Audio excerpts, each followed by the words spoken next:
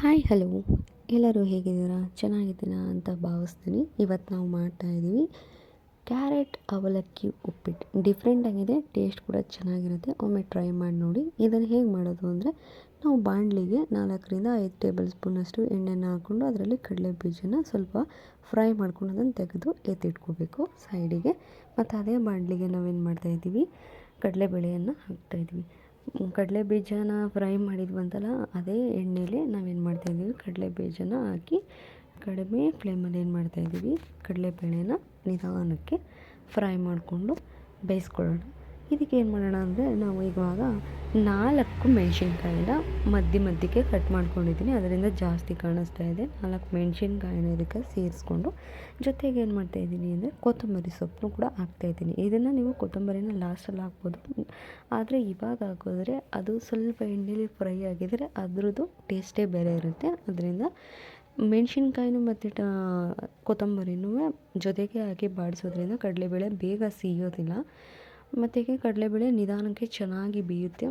ಅದರದ್ದು ಏನೋ ಒಂಥರ ನೆನೆಸಿಟ್ಟಿರೋ ಕಡಲೆಬೇಳೆ ಥರ ಚೆನ್ನಾಗಿ ಟೇಸ್ಟಿಯಾಗಿರುತ್ತೆ. ಅದರಿಂದ ಇದನ್ನು ಇವಾಗ ಈ ರೀತಿ ಬೇಯಿಸ್ಕೊತಾ ಇದ್ದೀನಿ. ಇದರ ಜೊತೆಗೆ ನಾನು ಕ್ಯಾರೆಟು ಮತ್ತು ಏನಿದು ಈರುಳ್ಳಿನ ನಾನು ಹೈ ಫ್ಲೇಮಲ್ಲಿ ಮಾಡಿಕೊಂಡು, ಇವಾಗ ಹೈ ಫ್ಲೇಮ್ ಅಂದರೆ ಜೋರಾಗೆಲ್ಲ, ಒಂದು ಮೀಡಿಯಮ್ ಹೈ ಫ್ಲೇಮಲ್ಲಿ ಮಾಡಿಕೊಂಡು ನಾನು ಹಾಕ್ಕೊಂಡೆ. ಅದನ್ನು ಕೂಡ ನಿಧಾನಕ್ಕೆ 2ರಿಂದ 3 ನಿಮಿಷ ಏನು ಮಾಡ್ತಾಯಿದ್ದೀನಿ, ಬಾಡಿಸ್ಕೊತಾ ಇದ್ದೀನಿ. ಇದಕ್ಕೆ ಸ್ವಲ್ಪ ಸಾಲ್ಟ್ ಹಾಕಿ ಸೈಡಲ್ಲೇ ಬೇಯೋದಕ್ಕೆ ಇಟ್ಬಿಡೋಣ. ಅದು ಬೇಯ್ತಾ ಇರುತ್ತೆ. ಅಷ್ಟರಲ್ಲಿ ನಾವು ಅವಲಕ್ಕಿನ ನೀಟಾಗಿ ತೊಳ್ಕೊಳ್ಳೋಣ. ನಾನೇನು ತೊಗೊಂಡಿದ್ದೀನಿ, ಒಂದು 3 ಗ್ಲಾಸಷ್ಟು ಅವಲಕ್ಕಿನ ತೊಗೊಂಡು ಚೆನ್ನಾಗಿ ಅದರಲ್ಲಿ ಮೇಲೆಲ್ಲ ಇದೆಯಲ್ಲ ಕಸ, ಧೂಳು ಅಥವಾ ಏನೋ ಡಸ್ಟ್ ಎಲ್ಲ ಇರುತ್ತಲ್ಲ, ಅದನ್ನು ನೀಟಾಗಿ ತೊಳ್ಕೊಳ್ಳೋಣ. ವೈಟ್ಗಿದ್ದಷ್ಟು ಚೆನ್ನಾಗಿರುತ್ತೆ ಅನ್ನೋದಕ್ಕೋಸ್ಕರ ನಾನೊಂದು 4 ಸಲ ತೊಳ್ಕೊಂಡೆ. ಈಗ ನಾನು ಕ್ಯಾರೆಟು ಮತ್ತು ಟೊಮೊಟೊನೂ ಕೂಡ ಮಿಕ್ಸ್ ಮಾಡಿದೆ. ಟೊಮೊಟೊ ಹಾಕಿರೋದನ್ನು ತೋರ್ಸೋಕ್ಕಾಗಲಿಲ್ಲ, ಸಾರಿ. ಇವಾಗ ನಾನು ಮಿಕ್ಸ್ ಮಾಡಿರೋ ಅಂಥ ಏನಿದೆ ಕ್ಯಾರೆಟು ಟೊಮೊಟೊ ಎಲ್ಲ ಒಗ್ಗರಣೆ ಮಾಡಿದಂಥದ್ದಕ್ಕೆ ಈಗ ಅವಲಕ್ಕಿನ ವಾಶ್ ಮಾಡಿ 1-2 ನಿಮಿಷ ನೆನೆಸಿಟ್ಟು ಅದಕ್ಕೆ ನಾನೀಗ ಹಾಕಿ ಮಿಕ್ಸ್ ಮಾಡ್ತಾಯಿದ್ದೀನಿ.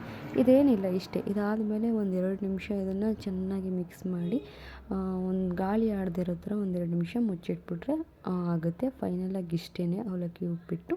ಅದರಲ್ಲೂ ಕ್ಯಾರೆಟ್ ಹಾಕಿ ಮಾಡೋದ್ರಿಂದ ಇನ್ನೂ ಚೆನ್ನಾಗಿರುತ್ತೆ. ನೀವು ಒಮ್ಮೆ ಟ್ರೈ ಮಾಡಿ ನೋಡಿ. ಫೈನಲಾಗಿ ಆಗಿದ್ದನ್ನು ನಾನು ನಿಮ್ಗೆ ತೋರ್ಸೋಕ್ಕಾಗಲಿಲ್ಲ, ಸಾರಿ. ಇಷ್ಟ ಆಗುತ್ತೆ ಅಂತ ಭಾವಿಸ್ತೀನಿ.